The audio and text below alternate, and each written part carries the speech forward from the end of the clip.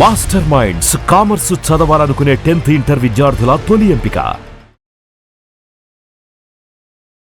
నమస్తే రమ్మగారు. నమస్తే జయ. రమ్మగారు, మనం బోధిసత్వ కథలు చెప్పుకుంటూ ఉంటాం కదా, అందులో ఏదైనా ఒక కథ. పూర్వట బ్రహ్మదత్తుడు కాశీరాజ్యాన్ని పాలించే కాలంలో ఈ బోధిసత్వుడు ఒక తెల్లని ఏనుగుగా పుట్టాడట. మామూలుగా ఏనుగులు వేరే రంగులో ఉంటాయి, ఏనుగు రంగు వేరే కదా, తెలుపు రంగులో వచ్చింది. దీనికి ఒక దంతం కాకుండా ఆ దంతాల జంట వెనకాల నుంచి ఇంకో దంతపు జంట కూడా వచ్చిందట. దైవాంశ సంభూతంగా భావించేవారు.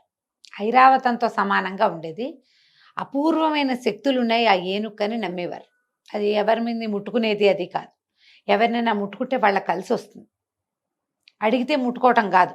అట్లా ఒక ప్రత్యేకమైన పద్ధతి ఉండేది. ఒక మావటి వాడి దగ్గర ఉండేది.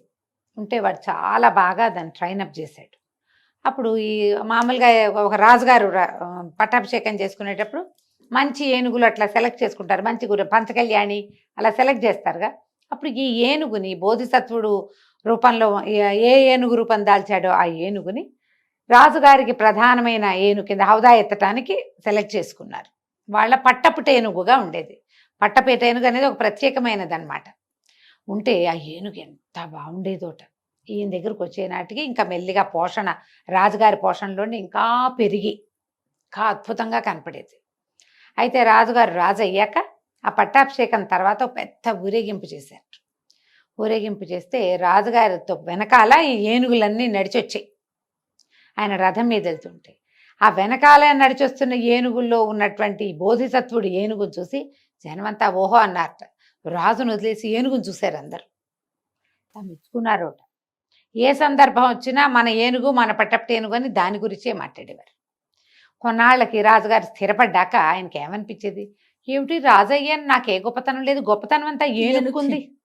ఆయనకి మెల్లిగా ఏనుగంటే ఆ ఇష్టం మొదలైంది.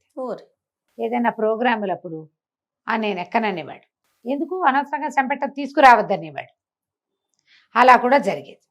అయితే ఈయనకి క్రమంగా ఏమనిపించింది, అసలు ఏనుగుని రానివ్వకూడదు. ఈ ప్రోగ్రాంలు ఏమన్నా జరిగితే ఏనుగేది ఏనుగేది అని చంపేవాళ్ళు జనం. తీసుకురాకుండా ఉంటే ఈయనకి మా బాగానే ఉండేది. ప్రజలు ఒప్పుకునేవాళ్ళు కాదు. ఆ ఏనుగు వస్తే అందరూ ఆ ఏనుగు చుట్టూతానే తిరిగేవాళ్ళు. దాంతో ఎలాగైనా ఈ ఏనుగుని మట్టు పెట్టేయాలి. ఎట్లా ఏనుగుని ఎట్లా చంపాలి, అంత జంతువుని? సరే బాగా ఆలోచించి మావిటి వాడిని కేకేసేట. ఏమో ఈ ఏనుగు సంగతి ఏమిటి అన్నారు. చాలా గొప్ప శిక్షణలో ఉంది ప్రభు ఏనుగు, మనవాడు మామూలు వాడు కాదు, గొప్ప శిక్షణ కలిగిన ఏనుగు. రాజు బాగా ఆలోచించి, అయితే సరే అంత శిక్షణ ఉందన్నావు కదా, కొండ ఎక్కగలదా ఏనుగు అని అడిగాడు. మహత్తరంగా ఎక్కుతుంది ప్రభు, కొండ ఏమిటి ఎక్కడికైనా ఎక్కేస్తుంది అన్నాడు. సరే కొండ ఎక్కించు, కొండ శిఖరం మీదకంటే ఏనుగునెక్కి మావటివాడు ఏనుగుని ప్రేరేపించి బాబా పైకి వెళ్దాం పద అంటే ఏనుగు నడవటం మొదలుపెట్టింది. ఏనుగు వెనకాలే మొత్తం రాజుగారి పరివారం కొంతమంది పోయారు. రాజుగారు కూడా వెళ్ళాడు. పైకి వెళ్ళాక శిఖరపు కొసదాకా తీసుకుపోయారు. శిఖరం కొస మీద నుంచుంది ఏనుగు. ఏమో ఈ శిక్షణ బాగా ఉందన్నావు కదా, ఎంత ఏ పనైనా చేస్తుంది ప్రభు, ఈయన చెయ్యలేనిది లేదన్నాడు. అంటే 3 కాళ్ళ మీద నుంచోమను అన్నాడు రాజు. వాడికి అర్థం కాల. ఏనుగుని కొండ కొస మీదకి తీసుకెళ్ళి 3 కాళ్ళ మీద నుంచోబెడితే ఉంటుందా? బాగా ఏమనుకున్నాడు, సరే అని బాబా 3 కాళ్ళ మీద నుంచుంటావా అంటే తలొప్పిందట. అయ్యాను 3 కాళ్ళ మీద నుంచి పడిపోలే, బ్యాలెన్స్ అవుతాను. అందరు చప్పట్లు కొట్టారు. రాజుగారి కొళ్ళు మండిపోయింది. శిక్షణ అయితే బాగానే ఉంది, 2 కాళ్ళ మీద నుంచుంటుందేమో చూపించు అన్నాడు. అంటే ఏనుగు ఏం చేస్తుంది, వెనక దొక్కాలు ముందు దొక్కాలు లేవదీసి 2 కాళ్ళ మీద బ్యాలెన్స్ చేసుకుంది. అప్పుడు రాజుగారు అన్నాడు, అలా కాదు, వెనక 2 కాళ్ళ మీద నుంచుంటుందేమో చూడు. 2 కాళ్ళ మీద నుంచుంది. ఈసారి వెనకాల 2 కాళ్ళు కిందుంచి ముందు శరీరాన్ని పైకి లేవదీసింది. చూస్తూనే ఉన్నాడు. జనాలు చప్పట్లు కొట్టేస్తున్నారు. ఇంకా ఇంకా అప్లాజ్ పెరిగిపోతోంది, తగ్గేలాగా లేదు. చాలా బాగుంది, బాగా శిక్షణ ఇచ్చావు, అద్భుతంగా చేసావు, ముందు కాళ్ళ మీద నుంచోబెట్టి ఈసారి అన్నాడు. ముందు కాళ్ళ మీద లేపేది కొండ కోసం ఉన్నప్పుడు బరువంతా ముందుకు వెళ్తే ప్రమాదం, అయినా సరే చేసిందేమి. రాజు బాగా ఆలోచించాడు. ఒకే ఒక ఆఖరిది, ఒక కాలు మీద ఉంచబెట్టు, ఏనుగుని చూద్దాం. ఆవిటివాడికి లోపల లోపల వణుకొచ్చేస్తోంది. ఏదైనా అయ్యి పడిపోతే తను ఏనుగుతో పాటు పడిపోతాడు. ఇంత మహత్తర శక్తి కలిగిన ఏనుగు పడిపోతుంది. బాబా ఒక్క కాలు మీద నుంచోగలవా అన్నాడు. నుంచుంటాను. ఏనుగు తలకాయ అయిపోయింది. ఓ కాలు మీద నుంచు.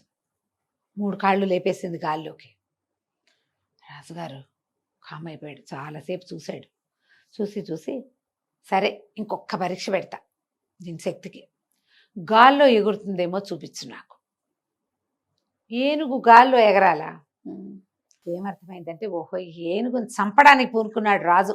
అర్థమైంది. అందుకని ఆ పరీక్ష ఏదో కింద ఏడవకుండా కొండ కొసగా తీసుకొచ్చి ఆ పైన నుంచోబెట్టి అక్కడ ఓ కాలు అంటాడు, 2 కాళ్ళు అంటాడు, 3 కాళ్ళు అంటాడు, చివరికి ఇప్పుడు ఎగిరించమంటున్నాడు. అప్పుడు ఆ ఏనుగుకి దగ్గరికి వెళ్ళి పక్కన నుంచున్నాడు. ఇంతసేపు పైకెక్కాడు. బాబా నిన్ను చంపడానికి చూస్తున్నాడు మగధ ప్రభువు. నీ గొప్పని బోడ్చుకోలేకపోతున్నాడు. నువ్వు ఏం చేస్తావో గాల్లో ఎగరగలిగితే నీతో పాటు నన్ను కూడా తీసుకెళ్ళిపో. ఈ రాజ్యంలో మనం ఉండద్దు అని చెప్పాడు. రాజు పరివారము చూస్తూ ఉండగా ఏనుగు ఒక్కసారి ఘీంకరించింది. 4 కాళ్ళు గాల్లో లేపి ఒక్కసారి అట్లా ఎగిరింది. ఎగిరేసరికి చూస్తూనే ఉన్నారు. ఆ ఎగురుతున్న ఏనుగు విమానంలాగా అలా వెళ్ళిపోయింది గాల్లో ముందుకి. వీళ్ళు చూస్తూనే ఉన్నారు. ఏనుగు వెళ్ళిపోయింది బయటికి. దానికి అలాంటి శక్తులు ఉన్నాయి. ఎగిరే శక్తి ఉంది. మరి బోధిసత్వుడు పుట్టాడు కదా, అలా గాల్లో ఎగురుతూ మగధ రాజ్యం నుంచి కాశీరాజ్యం వైపుకు వెళ్ళింది. ఆ కాశీరాజ్యపు రాజ్యం మీద అట్లా ఎగురుతూ ఉంటే వెళుతూ ఉంటే ఏనుగు కింద నుంచి కేకలు పెట్టారు జనం. ఏనుగు ఏనుగు తెల్లటి ఏనుగు ఎగురుతోందని. కాశీరాజు గారు బయటకు వచ్చాడు, బ్రహ్మదత్తుడు. ఆయన బయటికి తన సౌధంలో నుంచి రుచి చూసుకుని అప్పుడు ఆయన కేకలు పెట్టి, గజరాజా దిగు దిగు, మా ఊర్లో దిగు, కాశీరాజ్యం ఇది, నేను నీకు కైంకర్యం చేస్తాను, ఎన్నో సేవలు చేసుకుంటాం, నిన్ను గౌరవిస్తాం, మా రాజ్యానికి ఒక పెట్టని కోటగా ఉండు నువ్వని పిలిస్తే అక్కడ దిగింది ఏనుగు. ఆ మావటివాడి కిందకి దిగాడు. మావటివాడి బట్టలు మాగధుల బట్టలు వేరేగా ఉంటాయి. వాడి దగ్గర మరి పైకి ఉందే పొడిచేది సాధన అంకుశం ఉంది. ఈ ఏనుగు మీద ధ్వజం ఉంటుంది. దాని మీద బట్టలు వేరే రంగు ఉన్నాయి.